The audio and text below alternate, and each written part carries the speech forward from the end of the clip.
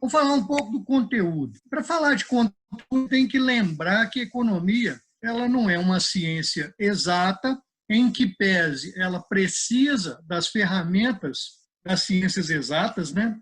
Por quê? Porque ela é uma teoria que é possível de ser analisada, explicada, projetada através de instrumentos da matemática da estatística, né?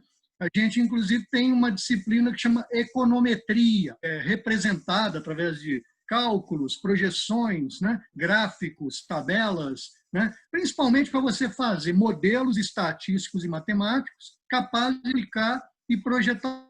Então, além disso, né, além da que é ferramental, e aí a matemática, a estatística, a econometria fazem parte dessas ferramentas, você tem que lembrar que a economia elas são muitas, né? Parafraseando aqui o Guimarães Rosa, né? Economias são muitas, né? Você tem vários teóricos, vários ideólogos, né? A economia ela fica um pouco naquela fronteira entre a sociologia e a filosofia, né? Então, se você está disposto a ensinar economia, né? Você tem que dar as ferramentas, você tem que ser honesto em fazer um percurso das várias teorias e das várias ideologias e das várias maneiras de ver o mundo. Bom, dito isso, um bom curso de economia ele tem que ter, né, ferramental, tem que ter estudo da história, tem que ter estudo da teoria econômica, né, e mostrar as várias econômicas e suas formas de evoluir, né. O ensino da economia ele mudou muito, né? Quando você pega o cimento da economia, ela nasce como um tratamento da filosofia. Ela nasce como economia política, lá nos clássicos, Primeiros né? cursos de economia surgiram quando? Formais, O curso cursos de economia, quando que universitários. ele olha, a profissão economista ela é da época do Getúlio Vargas, ela é de 1950, 51, 53, estou falando os dados aqui de cabeça, né?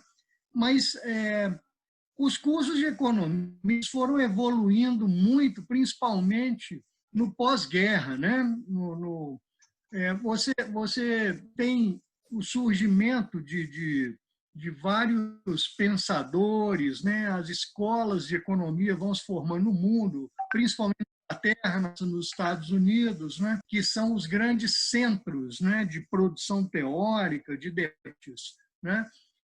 E você tem um momento da economia que é uma ruptura com a economia clássica, com a economia política, essa economia que vem do Smith, do Ricardo, do List, do Malthus, né?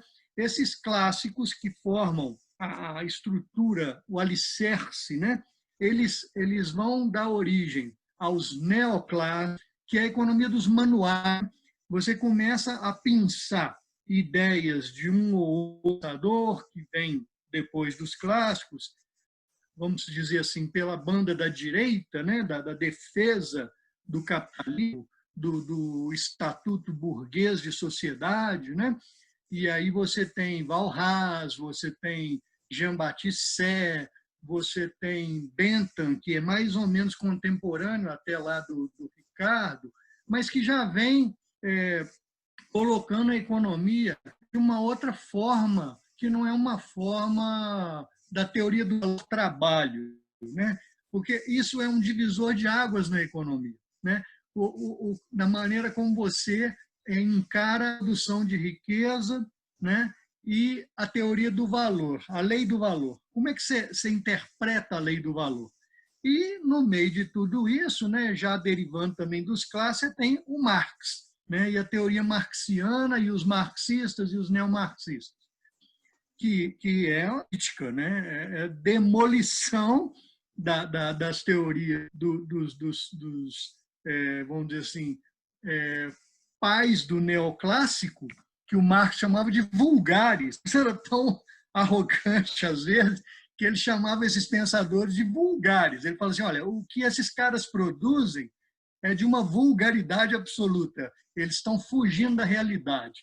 Eles não conseguem aprofundar na teoria econômica para buscar. Eles ficam no nível das aparências. E o Marx recupera a teoria do valor-trabalho dos clássicos. Ele faz uma fusão super interessante, né, dos socialistas franceses, né, dos economistas clássicos ingleses e a filosofia hegeliana. Né? Ele pega esse tripé e transforma, né, e critica, e a partir da crítica ele desenvolve o método dele, a crítica ao capitalismo, né, e abraça uma análise do capitalismo que até hoje não foi superada. Né? A que o Marx faz no capitalismo, ela é elogiada até pelos capitalistas, né? Porque coloca o modo de produção capitalista de uma maneira tão bem analisada, tão bem dissecada, né, que fica difícil você superar essa leitura da sociedade capitalista que o Marx faz. Né? Mas voltando aqui à economia, o que está acontecendo? Ele, até a década de... Até os anos 2000, vamos dizer assim, você olhava o curso de economia e você via que de metodologia, das teorias, das escolas, igualzinho, né, o meu avô estudou. Se você pegar as escolas de economia, mudou muito pouco. Né? Mudou, assim, muita matematização, que vem das escolas americanas. Né? Os economistas, até a década de 70, eles trabalharam muito a questão do desenvolvido, Brasil que precisava de se industrializar. Temos o único pensamento econômico que a gente pode falar de autêntico no Brasil são os estruturalistas, né, derivados aí da escola da CEPAL e do Celso Furtado. Né? O Celso Furtado ele tem um pensamento original, vamos dizer assim, né, que é esse estruturalismo guerreiro, né, e que influencia toda uma geração que vem na década de 60, 70. Né? Os próprios militares são influenciados pela questão do desenvolvimentismo. Né? Evidentemente que, por um lado mais conservador, mais autoritário, né, uma interferência do Estado altamente até violenta, né, a gente sabe disso, mas eles tinham uma preocupação com o país, com o futuro, né, nosso planejamento, nossos momentos da democracia da década de 50 para 60, o JK, né, muito importante, né, um momento do desenvolvimentismo no seu ponto alto, né, dentro de uma democracia, o Celso Furtado, de certa forma, né, dando as cartas, influenciando bastante, e foi um momento muito rico, né, da década de 80, taxas de crescimento chinesas. Né? Você tem uma compreensão do papel do Estado, você tem uma compreensão da incapacidade da poupança interna, da ação do capital internacional e depois do endividamento para o desenvolvimento, que foi o que os militares fizeram, que depois vai estourar, né, em crise da dívida, em inflação e hiperinflação. Né? Quer dizer, até a década de 70, vamos dizer assim, né, tem um desenvolvimentismo bastante forte. Depois isso entra em si mesmo. Né? O processo de substituição de importações ele vai entrando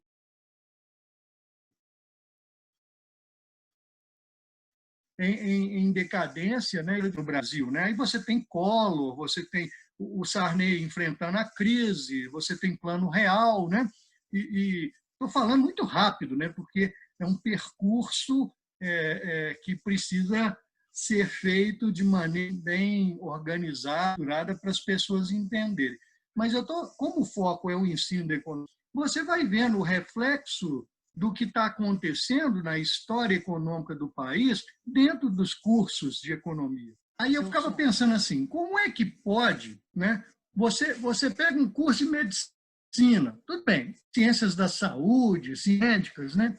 O tanto que isso evoluiu, isso tem uma série de elementos da prática, do laboratório, né? Do avanço dos medicamentos, né? Da indústria farmacêutica, a maneira como o médico, né?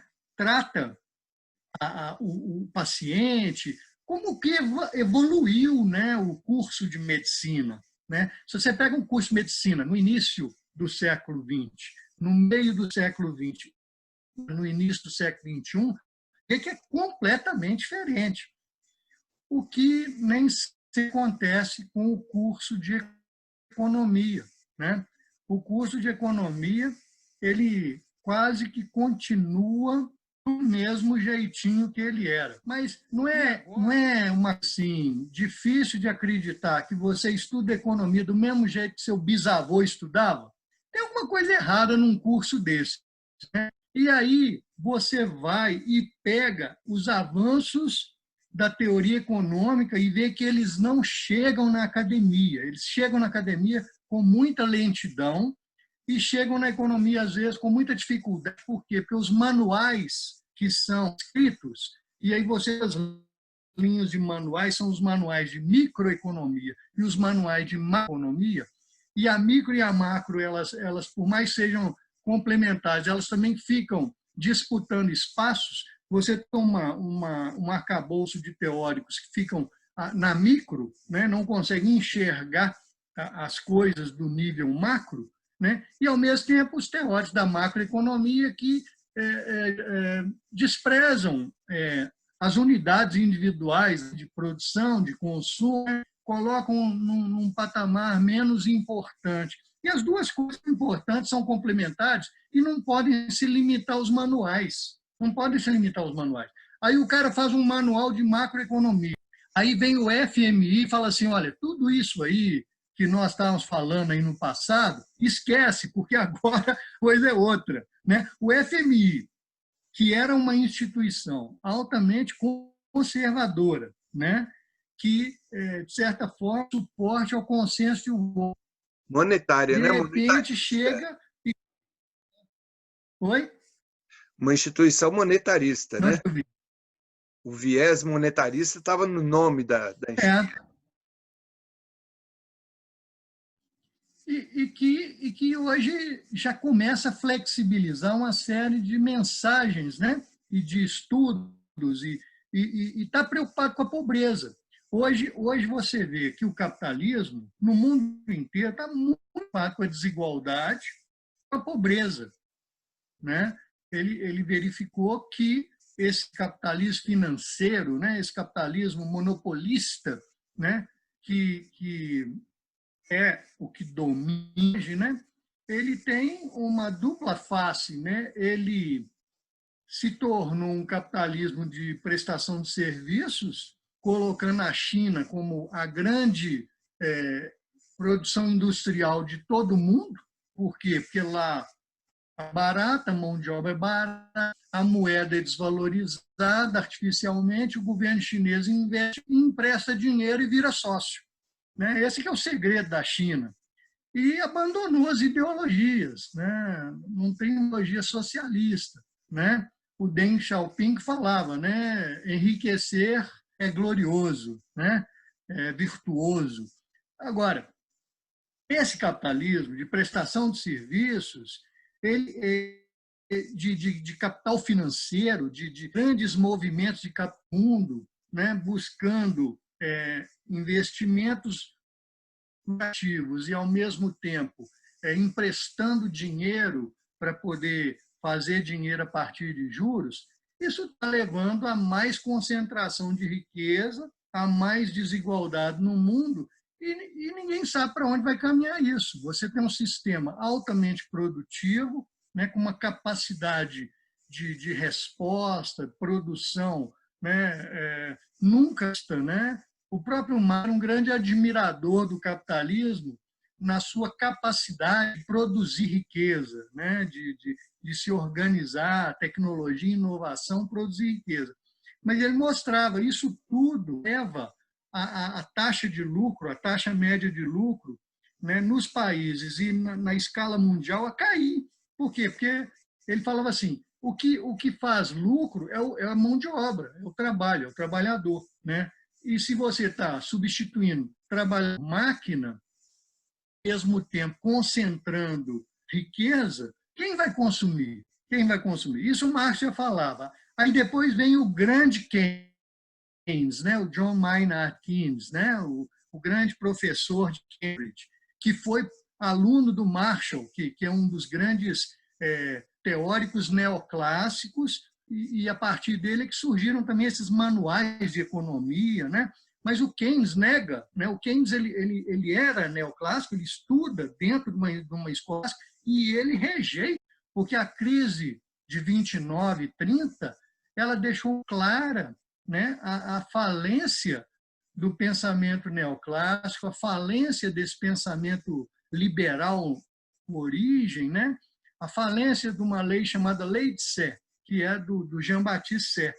Até a crise de 29, os teóricos econômicos acreditavam que toda oferta gerava sua própria procura. Você não precisava ficar preocupado com...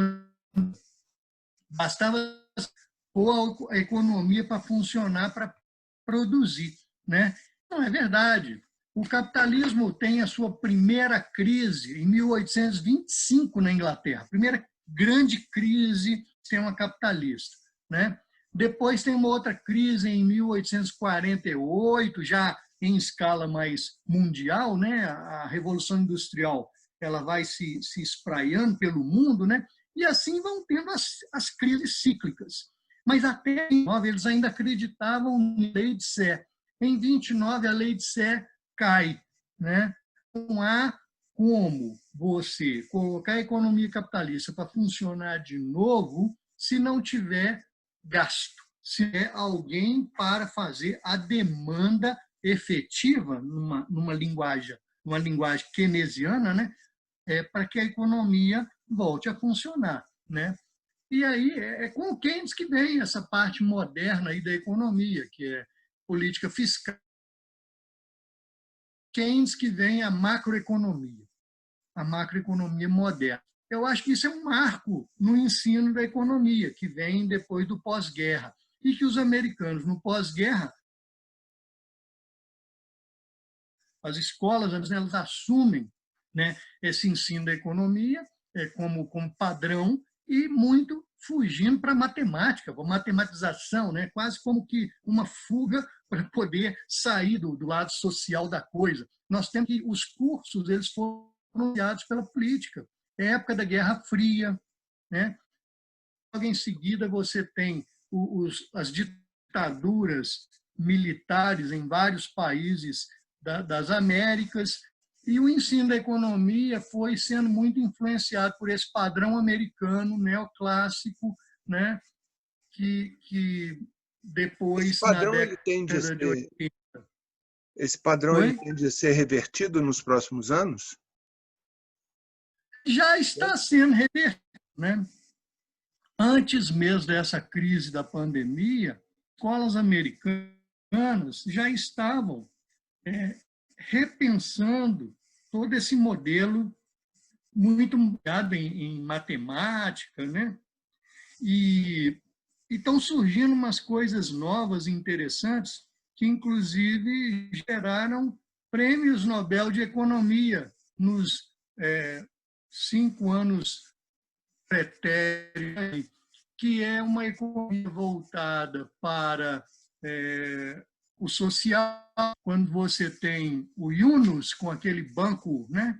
Banco popular, né? Essas ideias de banco popular, essas ideias de trabalho solidário, né?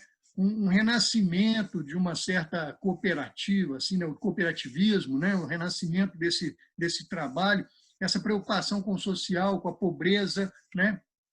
Negação de o homem é um homus econômicos, né? Um consumidor racional, um empresário racional, isso tudo é do arcabouço neoclássico, do arcabouço liberal, né? Eles foram construindo essas historinhas e criando as suas teorias, onde a teoria fecha direitinho, e aí você fica forçando a realidade para ela ficar igual à teoria. Ao invés da teoria vir tentando explicar a realidade, você mudar a realidade para aplicar a sua teoria. Isso tudo me parece que crise, entra em crise agora, no início do século XXI, da mesma forma que o keynesianismo, a interferência do Estado entrou em crise na década de 80, e você tem o governo americano, a Margaret Thatcher, primeiro no Reino Unido, o Reagan, que é um pouco o retorno da economia de oferta, que tem a ver com a lei de Sé, que foi com a crise de 29. Você está entendendo como uma coisa vai e volta? Agora, estou vendo voltar de novo todo um discurso de interferência do Estado. É preciso que o Estado interfira novamente para preservar os negócios, preservar a economia e reduzir pobreza e desigualdade. Isso está voltando com muita força. Eu acho que volta também a política socio-liberal, vamos dizer assim, ou se você quiser chamar, o estado de bem-estar social, ele vai voltar de alguma forma, e isso vai interferir nos cursos de economia, entendeu? Você vai percebendo que, à medida que o filme da história passa e a política passa, ela interfere dentro da academia. E tem setores novos, assim, absolutamente ávidos de estudo, pesquisa, e que a academia deve muito a fazer estudos que são áreas da economia com neurociência, economia ambiental, da sustentabilidade, a questão da economia das empresas, que a economia comportamental também emergindo, Economia comportamental também que emerge. Exatamente, é isso. Então, eu acho que hoje as academias de economia, as escolas de economia, elas têm que ser repensadas à luz dessas novas teorias e novas demandas da sociedade, comportamental, ambiental, economia do bem-estar, numa outra paginação, e, ao mesmo tempo, pensar nos métodos, porque o que está acontecendo é que agora o N está ficando norte. Você, ao mesmo tempo que tem que fazer uma reforma dos currículos de economia, você está vivenciando uma mudança em métodos e nas didáticas e pedagogias, porque a tecnologia está chegando. E a tecnologia, quando ela chega com um objetivo que é aumentar a produtividade. Segundo objetivo, reduzir custos. E para fazer essas duas coisas, o que é mais fácil é pessoas, demitir, Então, você vai ter escolas com menos professores, mais distanciamento social, porque enquanto nós não tivermos uma vacina, se você colocar gente aglomerada, você vai ter disseminação, do coronavírus e de outras doenças, possivelmente não, Eu acho que o homem está mexendo tanto com a natureza que está surgindo aí, cada dia vai surgir um negócio diferente, E aí fica uma coisa assim, quem são os moicanos que vão sobreviver, Economista você vai precisar, sempre, mas, ao mesmo tempo, você vai precisar de um economista que seja suficientemente generalista para fazer uma leitura, da realidade, da história, projeções, Generalista suficiente para ser um bom macroeconomista, especialista o suficiente para poder trabalhar em áreas específicas, o mercado financeiro, é a área ambiental, do comportamento, A economia ela sempre fica né? Ela tem o seu núcleo duro, mas ela tem as suas oportunidades de fronteira. E eu acho que outra vez nós estamos vivendo, né, oportunidades de fronteira que estão sendo. Os novos cursos de economia, os novos cursos de pós-graduação, né, as pessoas sabendo aproveitar. Não vai faltar emprego para elas, né? É no mercado financeiro, é na área ambiental, né? Quantidade de organizações não governamentais, OCIPs, ONGs, e até mesmo o setor público, né? O setor público vai ter que ser redefinido, né? Reestruturado. Não é possível uma prefeitura hoje não ter um mínimo de conhecimento da sua economia local, seu desenvolvimento urbano, né? Então você tem a fronteira aí da economia com a parte de planejamento urbano, né? Eu acho que está voltando isso, né? O Brasil passou por um período na década de 60, 50, 60, né? Com muita preocupação com o planejamento, com o desenvolvimentismo, militares, né? Tinha uma preocupação grande com o planejamento. O segundo PND do Geisel, ele é uma preciosidade do ponto de vista assim, de colocar o Brasil numa economia planejada, fazer cumprir metas e colocar o país num outro patamar de industrialização, que isso é o patamar do plano de metas, né? O segundo PND ele é um terceiro patamar, se você considera o primeiro patamar a industrialização getulista, né? Então, acho que o que está faltando é uma amarração política, porque, ao mesmo tempo que eu vejo a economia se voltando para o bem-estar, né, para políticas mais de distribuição de renda, redução de desigualdade, de maior interferência do Estado para recuperar uma indústria que foi perdida para a China, né? Então, uma nova fase de industrialização, quem sabe até uma nova fase aí de substituições. Só que o capital privado não consegue fazer isso sozinho, né? Você vai precisar de viver de novo fases de investimento público fortes, né? Se você pegar a formação bruta de capital fixo da China, que é um indicador de investimento, a China investe 45% do PIB dela. E o PIB da China não dispensa comentário. A China é hoje o segundo maior país capitalista, vamos dizer assim, do mundo. Eles não gostam de ser capitalista, não, mas capitalista de Estado, né? O socialismo de Estado, sei lá o que eles chamam lá. Né? Socialismo de mercado. É 45% do PIB. Né? O Brasil não passa de 15%. Com o Estado... No sentido contrário, não é? Inclusive. Exato. Então, o que eu estou falando é o seguinte, nós precisamos de mudar a economia, mas não muda sozinha, tem que mudar a política.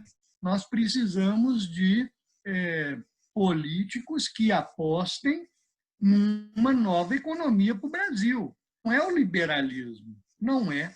Né? Porque o Brasil, até para poder reproduzir o liberalismo, ele reproduz em forma de farsa. Nós temos um liberalismo aqui meia boca, né? Ontem o PSD soltou uma nota que ele fala que o ministro Guedes é um ministro do ano que vem. E tem toda razão, né? É muita falácia e pouca execução, né? Pouca ação. Né? Não há o sistema liberal, né? A lógica liberal, ela é uma lógica em cima da propriedade privada, tudo bem, propriedade privada, do investimento privado, né? As forças do investimento são o capital privado, né? Pouca interferência do Estado, a não ser para desregulamentar, faltar, né, a circulação de dinheiro, de mercadoria e os investimentos, garantia, né, de que você investiu, você tem assegurado o seu retorno do capital, né? Então, você não vê isso acontecer no Brasil, né? O liberalismo fica muito no discurso, né? Não vi desregulamentação profunda de nada, os impostos continuam na faixa de 33%, 34% na sociedade, né? O que o Brasil se tornou foi uma grande plataforma de ganhar dinheiro em cima de juros baseado na dívida pública, né? E aí você entra no circuito mundial de ação financeira do capital e esse capital não desce para o mundo produtivo, ele não sai do banco para virar empréstimo que vai gerar tecnologias, máquinas, equipamentos, né? Mais produção, emprego industrial, né? Nós não conseguimos fazer isso, né? E acho que vamos ficando assim, né? Não é liberal, também não consegue mudar o discurso, que é muito ideológico. Hoje nós estamos vivendo um momento, eu acho que não dá para fazer uma leitura de que estamos tendo mais do Estado, porque agora é necessário, né? Agora nós estamos vendo uma pandemia, né? Esse dinheirinho que o governo deu. Como é que está sendo a sua experiência? Estou preocupado em finalizar. Como é que está sendo a sua experiência em relação às aulas virtuais? Você mantém dando aula, mantém aulas virtuais, né? Como é que estão as suas experiências nesse sentido? Eu sou um tatu, eu adoro casa, né? Eu ficando aqui no meu ambiente, eu me sinto bem. Eu tive cursos, né? Eu dei um curso de economia política para os alunos de serviço social e dei um curso de introdução à história econômica para os alunos de economia. O curso de introdução à história econômica, acho que fui mais bem sucedido, né? Eu consegui um dos meus alunos, que era o turma, né, o representante da turma, eu fiz um pacto com ele, dele ser meu assistente, vamos dizer assim, meu estagiário, e ele topou, então foi uma coisa boa, porque eu tinha nessa pessoa um intermediário para chegar mais fácil nos alunos, e eu dialogava com ele diariamente para ver o sentimento dos alunos, porque é muito ruim você dar aula e você muitas vezes você não vê o rosto do aluno, é escondido lá atrás né? E eu transformo as aulas, né, em muito exercício. Eu dei uma série de cenários, né, onde eu fazia uma palestra, eles liam um texto e, ao final do seminário, eles respondiam umas perguntas que eu, inclusive, usava isso para avaliação. E eu passava previamente a bibliografia para eles lerem. Então, foi um negócio que exigiu mais dos alunos, exigiu mais de mim, eu tive que preparar muito mais as minhas aulas, né, porque eu dava palestra em forma de seminário, né, depois discutia com eles as perguntas, também tiveram que fazer vários trabalhos de grupo, apresentarem, e isso muito difícil para eles também, porque eles também estavam no distanciamento, né? Mas foi bem sucedido, sabe? Assim, eu gostei da experiência. E o que eu gostei mais, sabe o quê? Só para encerrar, é que eu imaginar que daqui da eu poderia estar dando aula para alunos de história, introdução à história econômica, em qualquer lugar do mundo, desde que eles tivessem interesse nessa disciplina, né? Porque eu desenvolvi um método que me permite fazer isso. Participei de 2 lives no sistema Ânima, né, para explicar um pouco a realidade brasileira, que é um assunto que eu estudo o tempo todo, e também para explicar a pandemia e o pós-pandemia, como é que a gente vai sair dessa, o que vai acontecer. Foram lives muito boas, né, debatidas. Então é isso, temos que nos adaptar, né?